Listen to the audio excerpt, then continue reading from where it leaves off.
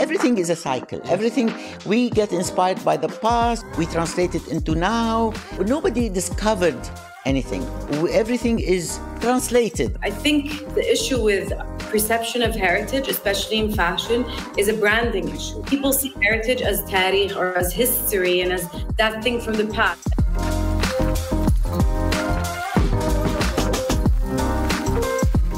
You see, what Roots does is give a value of what is now. People not appreciate it, and people actually know about it and don't show it, or people are not aware of it. Each generation has a different story, and it's a very sentimental thing. It can resonate on so many levels, and it can bridge, I think, generations as well. When you're young, you can wear vintage. When you become vintage yourself, you should drop it.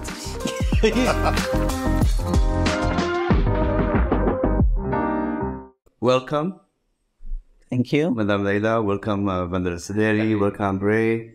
It's a pleasure having you here at this historical monument. I mean, really, it represents a lot the heart of Saudi, the Jeddah history as well. We're grateful to have you all with us on this Gems of Arabia podcast, where we celebrate the hidden and the shimmering gems.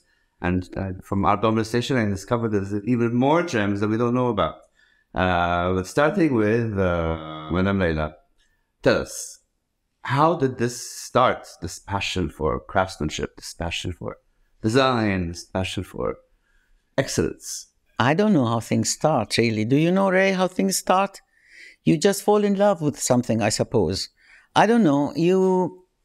I suppose it's in you.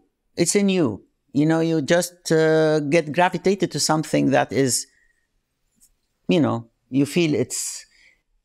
Your passion. Yeah, you feel passionate about, and you take it and you carry on, you know, and you try to work with it and learn from it, and you know.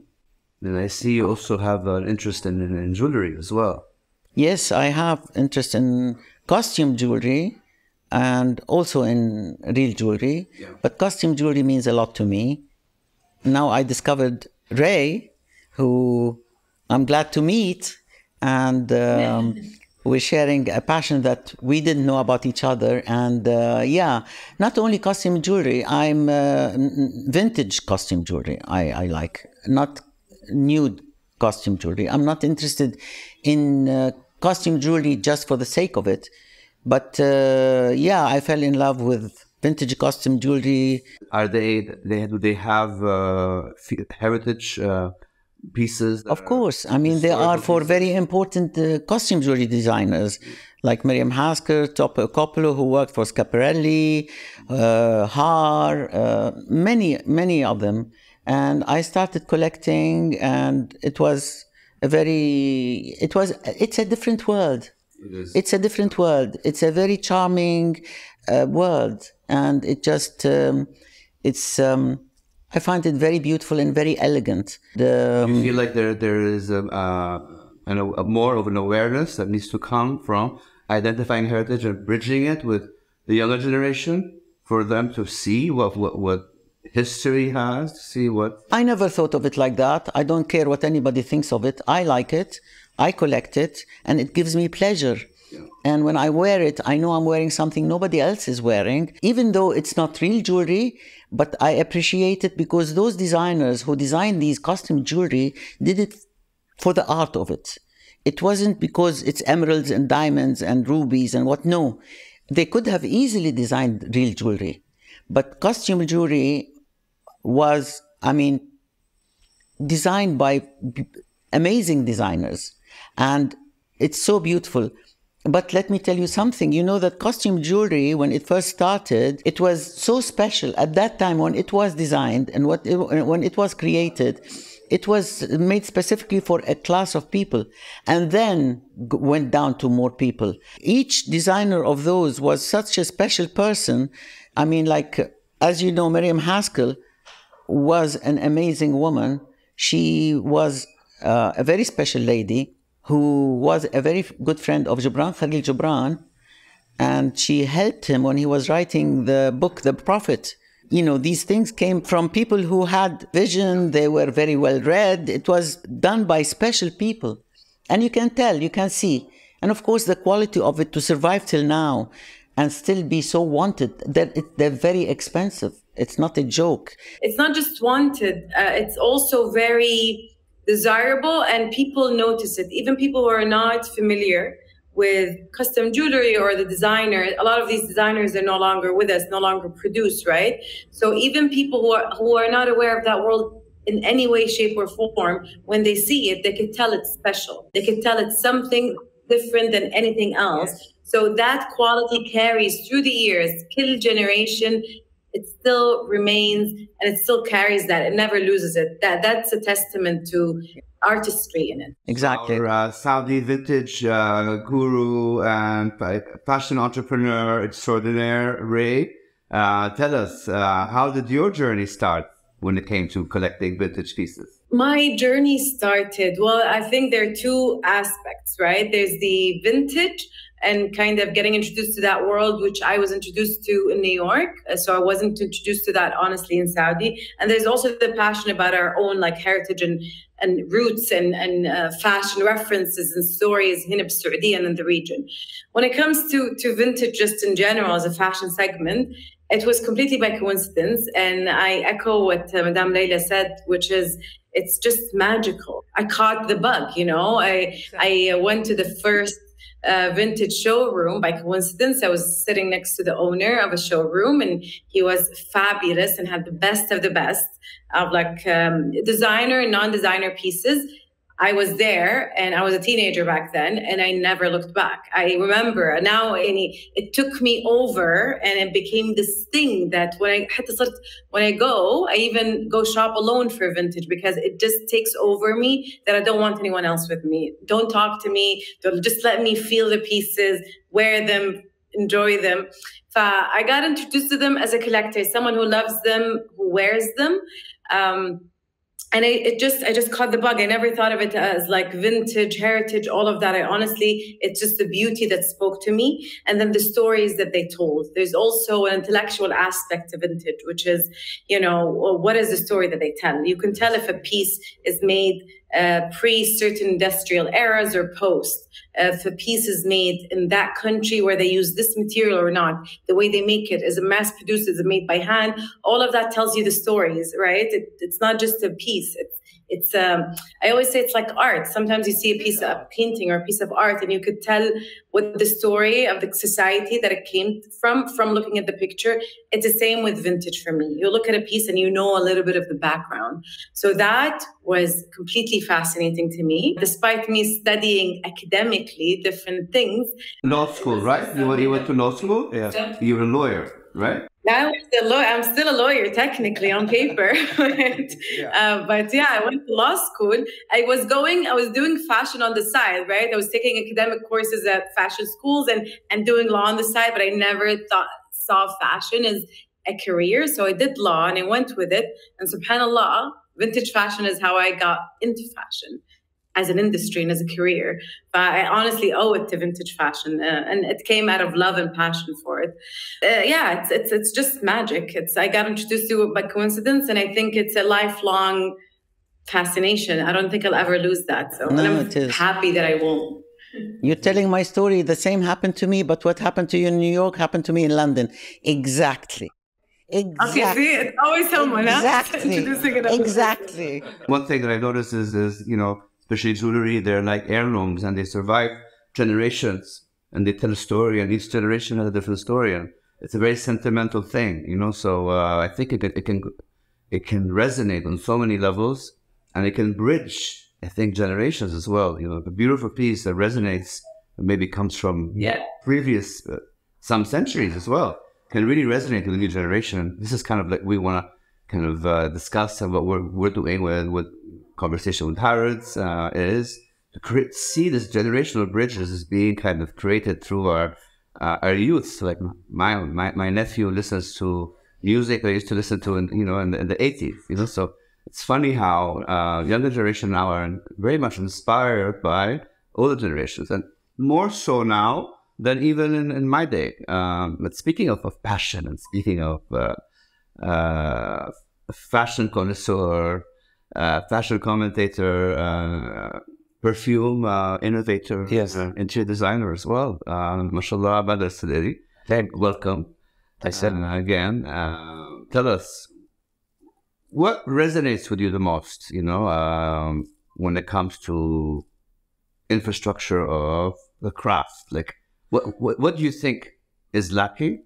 It's a lot of things. I got introduced to art since, Madame Leila knows, since childhood. My mother was the first mother from the big family to have her own boutique and has couture shops in Jeddah. And from there, I was living in Paris, so therefore I got to meet designers. I got to meet the real crafts. In Saudi, there is the real craft, but just now it's been lighting on. I don't know why, not before, even though it's been there since a long time, especially in Bishts. And to see the work, for example, Al Mahdi, who are the best bish makers in the world, and it's something originated in Saudi, not took from India, not took from anywhere else, but from Saudi. Yeah. This is what got me passionate about. Realizing how we have roots in artisans. You see, what roots does is give a value of what is now. People not appreciating it enough, and people actually know about it and don't show it, or people are not aware of it. For example, as you said, you mentioned Schiaparelli. I love what he does. I love everything that he does, but my beef with him, he doesn't reference.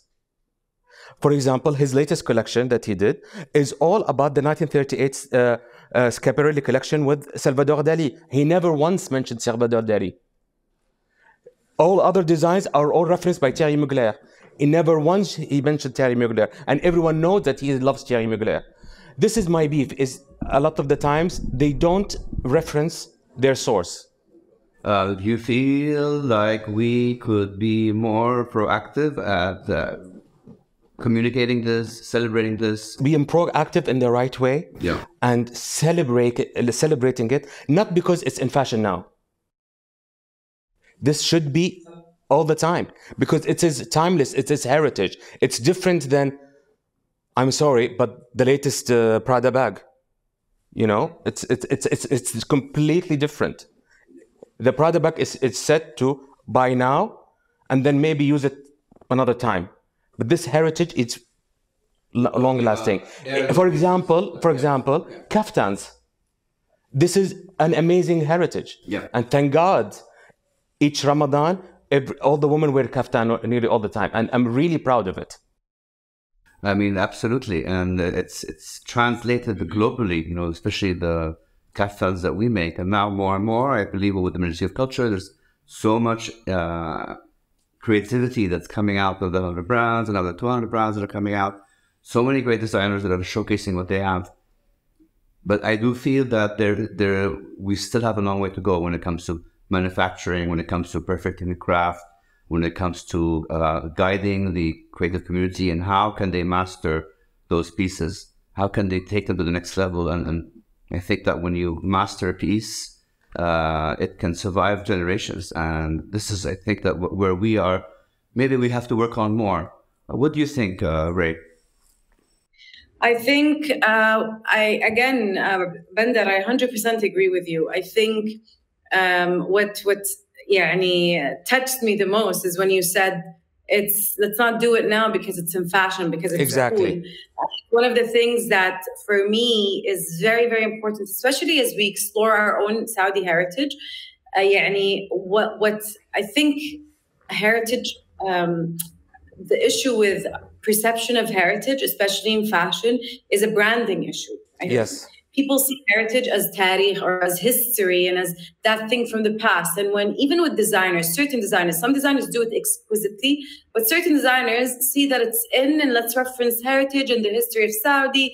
And the interpretation of it is very, very surface level. It's not something that goes into research and the whys and the hows and the who and the colors and the schemes and the beads and all of these things. There's not much attention to like what it brings and how it is our legacy that is not just a trend for now. It's something that, a story that started from back then and that is being written and will continue to be written as we move forward. And our kind of, I don't want to say job, it's our honor to take it, look into it, dive deep into it, understand ourselves by researching it, because ultimately it is our heritage, and moving it and growing it.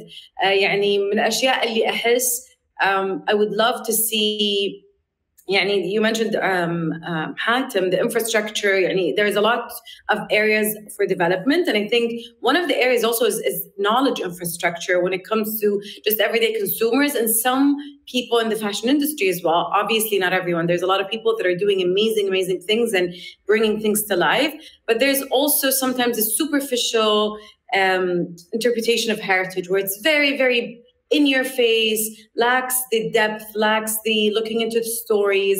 And I think that's something that's changing. But inshallah, we build more bridges and we work with more researchers and historians and people that can help us understand that and bring it to life. I always, whenever we talk about this, I always reference Dr. Leila Moussa. And again, there's a lot, alhamdulillah. There's few giants in Saudi who are delved deep into our history and looked into it. Because every time I listen to Dr. Leila Moussa or I sit and talk with her, I'm like mind blown. I see all the references, and these are things in our land. These are things that are our story, that are completely ours to use. And the colors and the use of material and the use of tie-dye 200 years ago, the use of certain fabrics due to trade with China and India way before we opened to Europe and Paris and other countries. And all these things, and like you said, the bisht, thob al-nashel, like all these things, when you look at the details and the beauty and you understand the story, you're like, my God, how could this not be interpreted in a way that gives it the weight it deserves? It's just, I always say it's so fabulous. I can't wait. We're growing in that way. Alhamdulillah, there's a lot of people doing amazing things. I can't wait to see the legacy that we're building, interpreting that. I'm going to do it, inshallah, soon. I'll send you some designs that has the bishts that you would love. Oh, my God. That would be amazing. That would be amazing, because honestly, and every time I talk to people about it, every time I learn a new story or a new reference or a new tabriza, or even with the jewelry, we spoke about custom jewelry. Dr. Leila, just because she comes to mind often, has showed me pictures of the jewelry that they wear in Najd or in Asir or in the West or in the North. And I'm like, how do we not know about this diversity, the use of colors, the use of beads, the use of designs, different designs, and the references to the social, to the economic, to the everything when they make that. It's just so beautiful. And it gives fashion an intellectual depth. And I love that. So I hope we do, and we are doing more, alhamdulillah. Everybody got very westernized, and we forgot about the importance of what we have on hand. We got very enchanted with the West. We got so and we forgot our identity. We forgot our heritage. We forgot the importance of what we had on hand. Yes. But now I think it's coming back. And this is when they started noticing that it's important here. Yeah. We woke up to, oh my God, look what we have. And it's high time that we see what we have. It's to appreciate. And as you said, it's amazing what we have. It's the identity. If you lose that, you lose your identity. You get diluted. We got diluted at one point. We had no importance. There was no essence. Undermined our own. Totally. We lost it. Even the younger generation are very much kind of, consumed with the idea of becoming relevant. And what Rae was talking about, going back to historical references, if they only saw what we had and how rich and how deep it is, they would appreciate it. Yeah, but now it's coming back, and it's our duty to keep on, who doesn't know, we should show them and to bring it back to light. Yeah. I mean, it's time. It's really time. Like, I mean, what I do is, for example, the clothes I don't do clothes. I'm not a fashion designer. Fashion is not waiting for Leila Moussa to design fashion. I don't do complete fashion gum of trousers and blouses, and I don't. But you do beautiful jackets. I do two types of things. I do the Najdi thob because I think it is the most elegant piece a woman can wear. And it is so traditional, and we can change with it and upgrade it and downgrade it and embellish it and make it simpler. And But you mean? نعم النجدي الثوب النجدي أيوة For I only do that in many forms and in many ways, and the embroidery I put on it because I'm fascinated by embroidery. You know, I only do what I love. You know, I don't do what fashion wants. I do what I love. I'm at an age where I want to do what I love, and that's it. My first love was fashion, okay, when I was very young. I opened my Yves Saint Laurent boutique in Jeddah in 1976. Oh my God, I'm that old, yes. You're fabulous. I swear. Yeah, it shocks me how old I am sometimes. So anyway, the one اللي كان بشارع خالد بن وليد. Of course, it was the only boutique. It was the first boutique in Saudi Arabia as Saint Laurent boutique. But okay, everyone used to shop at her boutique then. No, I did it because I loved clothes. Okay, then next came. Then, as you said, Rae, you stumble upon things and you discover new loves in your life. I went to India. I had my dearest soulmate and friend who passed away 3 years ago. She's Indian, and I went to India and I fell totally in love with Mughal India. And I went and I started doing those amazing exhibitions in Jeddah and in Riyadh for many years. You're also bridging heritages here as well. I fell in love with Mughal India and how, you know, what they did in those days. And anyway, so I did those. And then that brought me into interior design. Okay, but my main line of everything I did was textiles. I've always been in love with textiles. It fascinates me, the weaving, the techniques that, you know, and that's what, and that brought me when I decided to do clothes, but not any clothes. I'm a person who loves constructed garments. I like coats, but I'm old. In my time, we used to have day coats and evening coats and cocktail coats and winter coats, and coats were a very main something in your cupboard. So because I love coats, I only do coats, and not winter coats as such, but all my coats with. So I do those two items. I do coats, jackets, and I do the Najdi thobe. You still have your Romeo Gigli coats? Of course I have. She has all the important pieces from Romeo Gigli. The ones who are all copied now, she has them. I used to wear a lot. By the way, Rae, I used to wear a lot of. I love vintage clothes, but I used to wear vintage when I was young. When I became vintage myself, I can't wear it. Oh yeah. No. Believe me. When you're young, no, Rae. When you're young, you can wear vintage. When you're not that young, vintage doesn't look so good on you. Believe me, I know what I'm saying. When you become vintage yourself, you should drop it. But I still have them all. I have all my vintage things. One day I'll show you my vintage clothes as well. So many designers are reviving archives from the past. Everything is a cycle. Everything, we get inspired by the past. We translate it into now. You know, when nobody discovered anything. Everything is not recycled. It's too insulting to say recycled, but it's translated. You know, you see something, you get inspired by it. It stays in your memory, and you recreate it in your own way, in your own language. You say it in your own language, like. Speaking of memory, and the strongest sense of memory, is it scent? Bandar? The strongest sense of memory is scent, yes. Because scent, it's a smell that, for example, that you wore maybe summer 95. And you smell it again, it will remind you of all what you've done at that time. Concoctions and your... Well, it started as Madame Leila Moussa, she knows her very well. My aunt died in 2004, and she was known for her perfume and her scent. This is what started it, because I used to be sitting with her and mixing with her.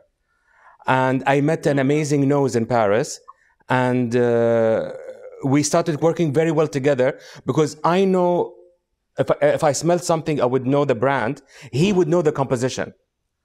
And so this is what started my company. And one of the scents is her scent that I'm making. And what did you call it? J'adore le vintage. I love vintage. That's very cool. Well, I mean, Rae is going to be very happy when she hears this, because this is your area, definitely. I can smell it. I love everything you said. Listen, I think I need a trip to Jeddah is due very soon, inshallah. Inshallah. I have to come. No, you should come. So tell me, Rae, what's next for Rae? I mean, mashallah, you did quite an interesting project in Al-Ula, which we're very proud of you for. It's really incredible. Would you like to tell us a bit more about it? Sure. So in Al-Ula, there's, how Al-Ula is becoming a creative hub and, hub for art in Saudi and in the region, and inshallah globally. So one of the aspects, of the creative aspects they want to also focus on is also fashion. So they have a new concept store, not so new now, but when I joined, it's called Taffany. And I was hired to kind of host the first 2 pop-ups by Taffany and their immersive retail experiences. So I kind of curated and created 2 different worlds and 2 different immersive retail shopping experiences where people not only go in and shop, but they get immersed in a world where they can enjoy what they hear, what they smell, even what they eat, and then shop as they go through. And as they go through it, they also learn a story. There were 2 concepts. They're very different aesthetically, but they share something very similar, that they are very Saudi and telling a story about us. And names were very catchy too. Would you care to share them? Sure. So they're both hosted under the umbrella of Taffany as a concept store. But the first concept is called Once Upon a Azima. And the second concept is called Commencing Tomorrow. So I can tell you a bit more about it. I just hope I don't share long details, because I'm very passionate about it and I tend to maybe أطول, or I don't want to make it too long for you guys. But I wanted to address or kind of have an umbrella theme for both concepts or both pop-ups, which is nostalgia. I know nostalgia is something that connects with people, that people bond with, and it's psychologically, if you're talking, ultimately this is retail, and that's something that taps into kind of an emotional part in people. So I wanted them to, both concepts, to address the idea of nostalgia, but in different ways. So Once Upon a Azima, you can tell from the name, taps into nostalgia of today, the nostalgia that we have today. Because often when we talk about Saudi and history, we reference our very distant past. We reference like 100 years ago, mud houses, very old details, which are beautiful, but I rarely see our recent past, the past that we have nostalgia for today, you, me, and all of us, referenced in a retail context here in Saudi, or honestly anywhere in a retail context. So I wanted to recreate that. So we recreated the Azima, where people walk in, go through the Azima and shop products that are typically found in a Azima. So you go in through the majlis, you shop in the abaya closet, because we always have a abaya where people hang their abayas. And then you shop beautiful home decor in the majlis. You go to Gallad, or the dining room, and then you shop beautiful home decor, kitchenware, and little details here and there from our retailers. Then you have the vanity bedroom and dressing room, where you shop beauty products, all the jewelry, fashion jewelry and clothing and accessories, scarves and all of that. And then you have a tujuri room, which is basically the safe where we keep our jewelry, where we have our fine jewelry collection. So you kind of go in. The idea was for the local visitors to come in, kind of tapping into that nostalgic feeling the familiar feeling of Azima, something that they all relate to. So that little warm feeling inside, and you also shop as you go through it. For non-Saudi or non-local visitors, it's also kind of telling a story of a chapter in Saudi. So when you enter and leave, you leave learning a little bit more about the Saudi story and what Saudi and Saudis are all about. So I wanted to tap into that. Alhamdulillah, it was a huge success. And then the other concept also addressed nostalgia, but it addressed nostalgia of the future. So one of the things that I noticed, living in different countries and traveling a lot, I often come to Saudi, especially in the past period, and I'm amazed by all the things that are happening, especially in the creative field. I really genuinely believe in the creative field overall, we're experiencing a real renaissance. In 10, 15 years, we're going to look back and be like, my God, we were literally living the Renaissance.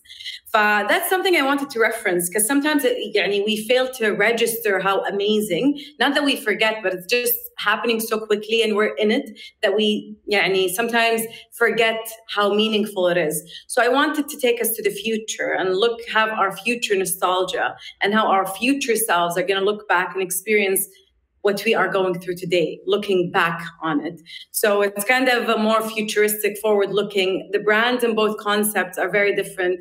The first one, because it's more classical, they're more elegant, it's focused on luxury, luxury experience, very classic.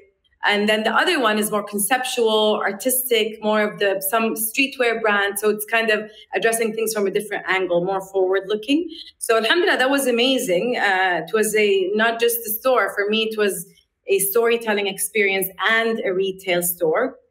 Alhamdulillah, it was great. No, we're very proud of you. And it was honestly, sadly, I couldn't attend, but I saw that it was groundbreaking, and it was also very breaking the cliches, where everything is kind of put in a box about what Saudi really is.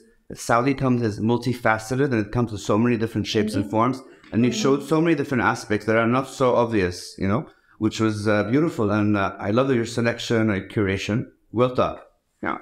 Thank you so much. Thank you so much. It means so much, Hatem, and I get goosebumps when you say that, because honestly, what I wanted to do, and I'm one who's for all people. I'm not like, just Saudi, just this, just that. You work with everyone. But with Saudi, I just wanted to show with these two stores that, you know what, we can produce something super high-end on global standards, and it's 100% local. And it doesn't need to be fit in a box or look a certain way or be a certain product. So alhamdulillah, especially Once Upon a Azima is very obviously Saudi, because it's more that vibe and the music and all of that. But the forward-looking, I was very happy to see a lot of the visitors be like, is this Saudi? Is this really made in Saudi? That people are not used to seeing Saudi products and Saudi fashion packaged that way. But alhamdulillah, I'm very happy to have that reaction from people. And thank you so much, Hatem, for what you said. It really means the world, wallah. And it's the reiteration of history with being progressive, and this is what Saudi is about. Of course. And you can move forward even. It could be even more relevant in that way, globally relevant, where I think, to me, what relevance means is when someone has a sense of identity and can move forward with it. Of course. Madam Leila, what's next for you? Who knows? I have no idea what's next. I don't think of what's next. I think of what's now. What's now is more important than what next. And what kind of advice would you have, Madam Leila, for young up-and-coming designers that want to pursue their craft, but maybe don't have the know-how on how to perfect things?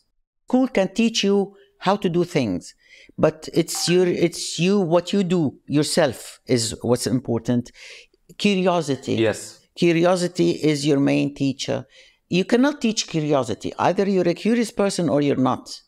Curiosity makes you learn, and stubbornness. You have to be stubborn. You have to believe in your dream. You have to believe in yourself, and you have to keep on going. Curiosity and stubbornness are your main elements to succeed and to carry on. Yes.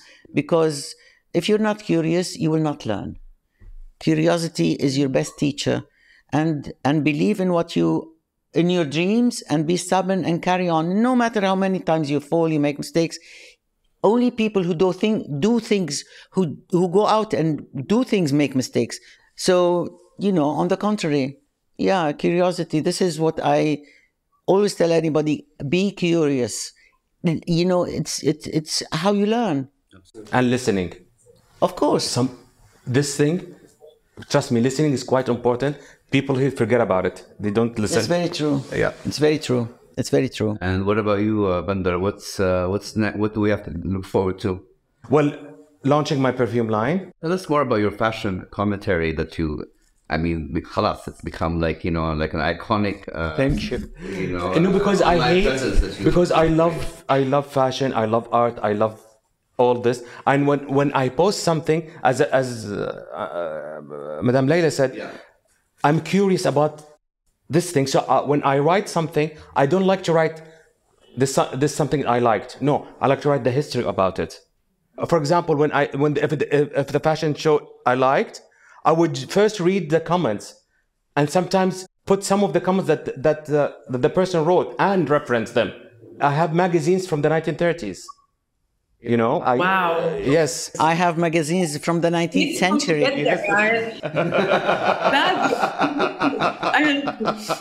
When I'm passionate about something, I go 100%. You know, so I collect the Visionaire magazines from the beginning.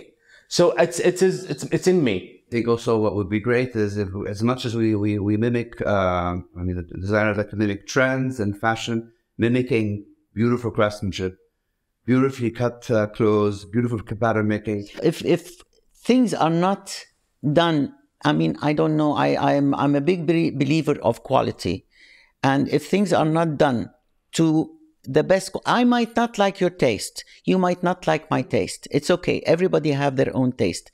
But if you're doing something, for example, and I'm not a big fan of Art Nouveau. I don't like it. I prefer Art Deco. But if I see a piece that's so well made, of such quality in Art Nouveau, I have to respect it. I have to stand and look at it and appreciate it. Quality, and that's what keeps things going. How come we have these vintage things? Because of the quality that they were made of. Yes. They survived. What you know, only quality survives. Absolutely. When something is done cheaply and shabbily, it doesn't survive. Also quality when the making of pieces, but quality and also the design and the research that goes into the design. Of course. If it's something that's well researched, it'll last centuries as far as people's openness to it and willingness to wear it. But if it's like hodgepodge, yalla, it's everything is happening quickly and let's just follow the hype, it's not going to last. Anna, what I do, I don't want, you see, Anna, I come from when we didn't have fast fashion. When there was nothing called fast fashion. We were not bombarded with so much fast fashion and so much rubbish being thrown in the markets and polluting the world and ruining the world with our, just produce and design and throw. That didn't exist then. And if you buy something, you don't throw it out of your cupboard the next season. First of all, because of the quality it was made of. And second, it wasn't cheap. Cheap fashion ruined the world. Before, whether you were rich or not rich, you still could buy something, but it was not cheap and you didn't throw it. And more sustainable as well. Yeah, that's it. How can we, what I always do when I'm doing something, when I'm producing something, I want that lady who has it to give it to her daughter and her daughter to pass it to her daughter. I don't, what I do, you can't throw it out of your cupboard. You're not allowed to. You can't. I don't want it to be thrown out. And before we used to have 2 seasons. Now there are 4 seasons and in between. And everybody's copying everybody. And yes. There's a million, we're bombarded with all that. It's become rubbish. We're just polluting the world with all that. Before it had value. Fashion had value. Clothes everything was more valuable. It was more elegant. Now it's just buy and throw. And this is sad. It's sad. I do think that especially the younger generation now are heading to a more sustainable route. And it's not so much about the fast. Well, now we're opening our eyes to it. Nothing gives me pleasure more than one day if a lady comes to me and says, oh my God, I have this thing from you from I don't know how many years and it is still looking pristine and I'm still wearing it and I still love it and I can't get it out of my cupboard. Thank you very much. That's what I want to hear. Thank you so much. And please give it to your daughter eventually. So I won't bother you with any more questions, but we have our signature questions, which we always ask. What? Which is, what is authenticity to you? How authentic are things? Rae, how authentic are things? Again, what's your definition of authenticity? Exactly. I mean, it's something that comes out from you.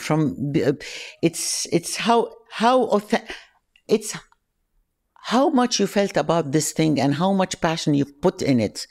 And that shows in the final piece. Yes. That makes it authentic. It's how much passion you've put in it, how much you've put of love in that thing that you are creating, putting so much of your soul in it, putting so much of your feelings in something you are doing. Yeah. And that's authenticity, I think. I don't know. Do you know, Rae? Do you know? Wallahi, yeah, I agree with you. I think that's a little bit of a tough question to answer conclusively. I agree with you 100%. It's something that comes from within. And for me, the word that comes to mind is intention. I think the intention, why you're doing it, if it's coming from within and because you want to and it's true to who you are, to me, that's authentic. I think intention of authenticity is authenticity to me. Yeah. I like that too. Because I studied psychology, and thank God that you said it. I think what everyone is trying to say is when someone is being true to him or herself and being honest to herself or himself and showing it to the world. Well said. Thank you. This is you put it in the right words. What authentic and not caring what other people saying when you know you've done it the right way and happy about it. آخر همك. Yes. آخر همك. What anybody thinks. I'm very happy to have had the fortune of being amongst such creative gurus, visionaries. Thank you so much for coming tonight. Thank you, Hatem. Thank you, Hatem. It was a late one, but it felt very special to me. Thank you, everyone. Thank you, Rae, for coming so late, Madam Leila and Bandar. Thank you.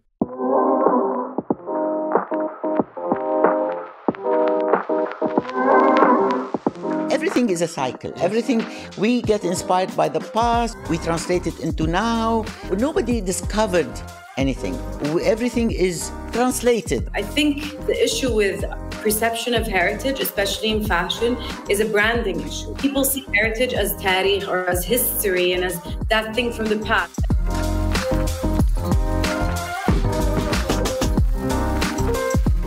You see, what Roots does is give a value of what is now. People not appreciate it, and people actually know about it and don't show it, or people are not aware of it. Each generation has the historian. It's a very sentimental thing. It can resonate on so many levels, and it can bridge, I think, generation as well. When you're young, you can wear vintage. When you become vintage yourself, you should drop it.